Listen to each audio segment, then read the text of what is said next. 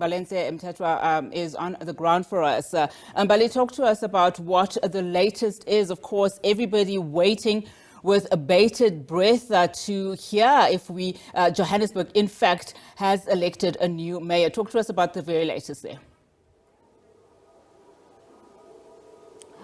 Well, the election process hasn't quite started. It's been a long day where we've had 2 caucus breaks. One was an hour long and the other one was 3 hours long. And, you know, if you can hear the background, you'll hear the beat of a drum. And that is a sign that council is about to start yet again. And we are hoping that this time around, council will proceed without any caucus breaks, and that we will then see the election, the nomination process begin, which will then start the election process, and the voting process will follow. And then after that, we will get the results, and we will then know who the mayor will be. If we'd spoken a little bit earlier on, we would have spoken about the fact that there could be 4 names emerging from today's sitting. We understand that ActionSA is going to be fielding its own candidate,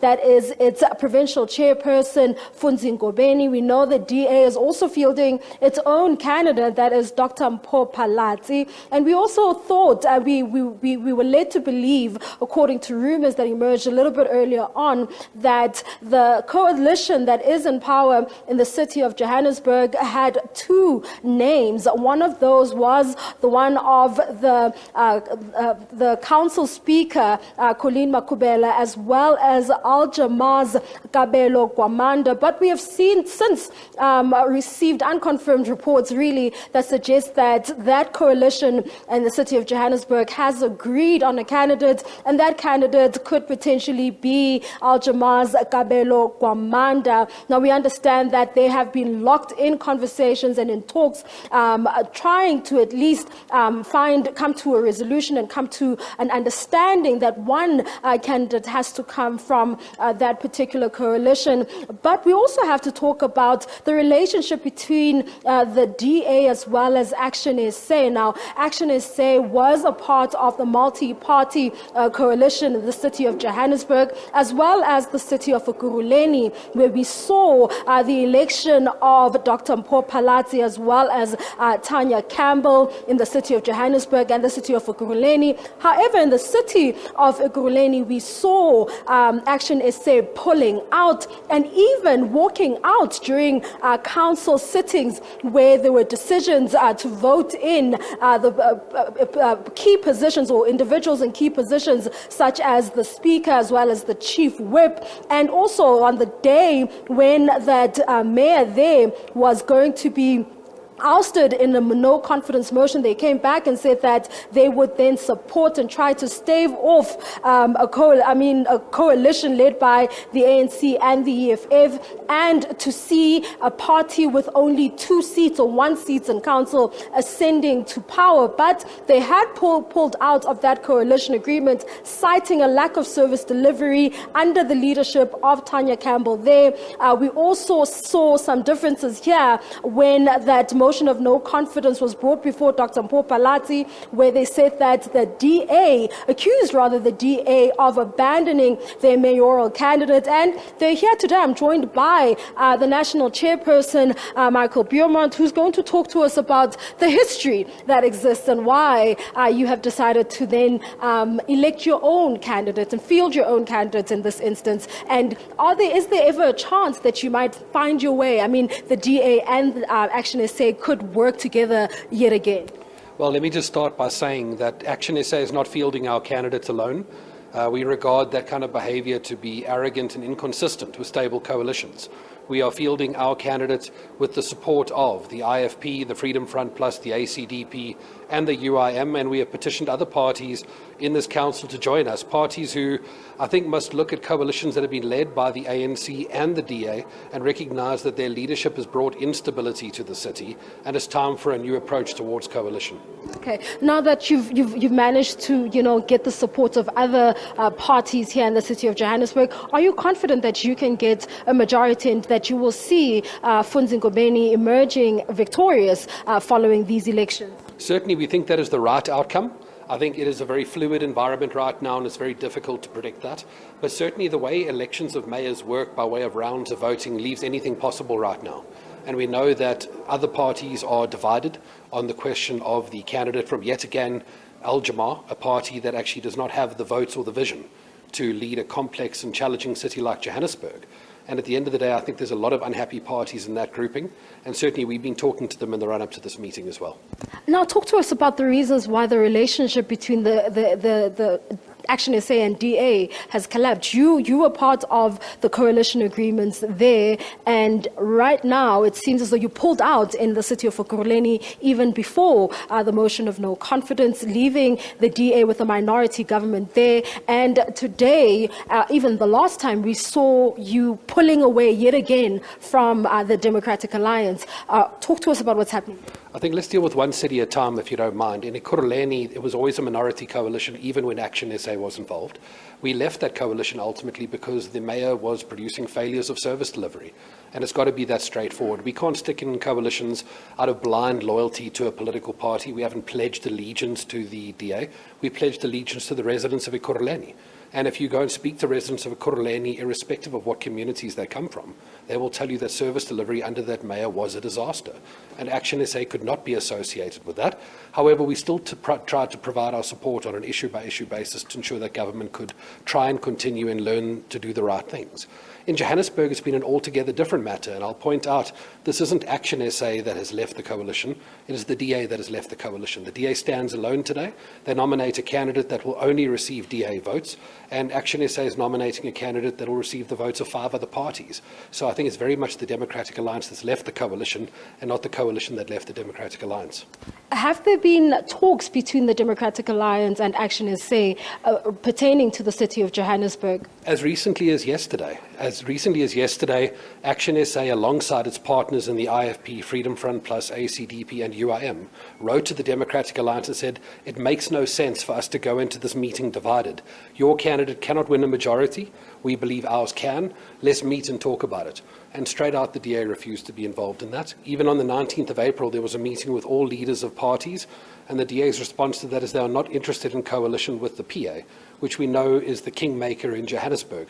So essentially the message the DA is sending out to the residents of Joburg is they will lead only when it suits them and when they find it convenient to do so. And we don't think that's the commitment that was made in the election time. And were you able to reach out to the PA? Will they be voting with you this time around? We have reached out to the PA. I don't think they will be voting with us. I think we tried to engage them on the merits of the argument.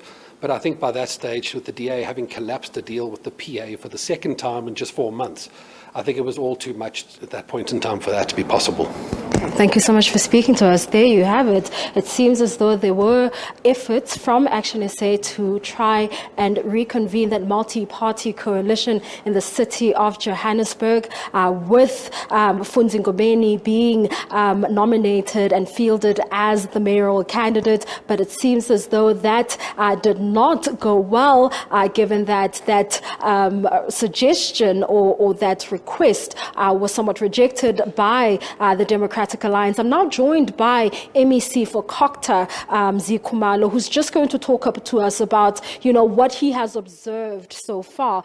Thank you so much for speaking to us and for always making yourself available to speak to us. Now, we see the city of Johannesburg without a mayor, and just last week when we spoke to you in Mogale City, you implored the city of Johannesburg to find and elect a mayor, and it seemed as though this was not going to happen today. What would have been the steps that you would have had to take as someone who oversees this? Would the city have gone under administration? No, the administration, as I always say, is an action of last resort. What the law will require us to do is that the municipality will have 14 days to elect the mayor since the resignation. And if that is not being fulfilled, they will have 7 days to attempt to elect the mayor, and that can be repeated within a reasonable period as the parties might deem fit. In other words, ourselves and the municipality as such. That's point number one. I think point number two is that we are here to emphasize on the fact that we want to see stability in municipalities, but also we want to see service delivery being carried through. The period that we're in is a critical period insofar as municipalities are concerned. We have work at hand that we need to do. The draft budget has been presented to different municipal councils. That draft budget has to be engaged with our communities as such. But secondly, linked to that is the draft IDPs, or rather the reviewal of the IDPs. All of this work must then culminate into the adoption of the IDP, the adoption of the budget for the next financial year, which financial year will kick off from the 1st of July. But we are now in May. We expect that municipalities should be doing that. Our communities are waiting out there. They want to see their councillors consulting with them on these issues that we're raising. Yet we're here again trying to sort out the issue of the executive mayor. However, we think Johannesburg is different because the mayor has resigned. And if a person has resigned, there's little that you can do about it. What we employed them to do is that they must elect the mayor. And I am confident that the executive mayor will be elected in this meeting today. And what do you make of the many, many delays? I mean, you know, I've seen this happening in the city of Ekurhuleni, and the council meeting then collapsing, forcing councillors inside council to evoke a certain section of the municipal act in order to continue with the duties and their responsibilities of the day. Well, I regard the caucuses because they are within the standing rules. So council is perfectly within its right to have these delays that are there, but largely it's caucuses that parties request. What is important, and I'm aware that behind the curtain, there's lots of work that is happening, there's lots of consultation that is happening. People are not asking for caucuses for the sake of it. The leaders are engaging each other and leaders are finding each other. That is why I'm saying we should, when this council starts again now, the work that has been happening behind the curtains will be seen in the proceedings that are going to take place now. Now, residents have been calling for some legislation that is going to then govern coalition governments. Given what's happened in the various municipalities, you know, some are even unhappy with the thought that, you know, a minority candidate is then fielded as a mayoral candidate, and they then go on to ascend to that position. You know, what do you make of those sentiments made by the public? Well, the first thing is that the issue of regulating coalition governments, it's no more an idea. It's something that we need to work on, and we're busy working on, and it's a national issue that we're going to work on with the national government on it. I'm aware that even the governing party has resolved on that particular issue, that there's a need to go that particular route. So we will be part of the national processes, part of parliamentary processes to ensure that the regulation is effected. We will submit our own proposal based on our own experiences and what we think should help us to ensure that we've got stable government. I think the first thing that we will put forth is that democracy should be respected as such, and that the party that has more votes in any council should be the party that is allowed to constitute a minority government, so that debate that comes from community society it does not arise. I think that's among the first thing that we need to do, because fundamentally the coalitions or the regulation must be based on democratic principles. Certainly. Now, the one other thing that has been, you know, touted out there really, and which has emerged in conversations, is the issue of proportional representation when it comes to the election of mayors, or not necessarily mayors, but for when a mayor is then selecting positions. What are your thoughts on that? Well, that on its own is linked to the regulations that we need to put in place, because once you have regulated, people will have to be represented proportionally in the mayoral committee. But as matters stands now, it all depends on the coalitions and how coalitions share these seats amongst themselves, because in the absence of law, you will depend on the political processes. So what's happening now and what's going to happen in this municipal council, that mayoral committees are going to be selected on the basis of the agreements reached by different political parties. But essentially, it is ideal that it should be based proportionally.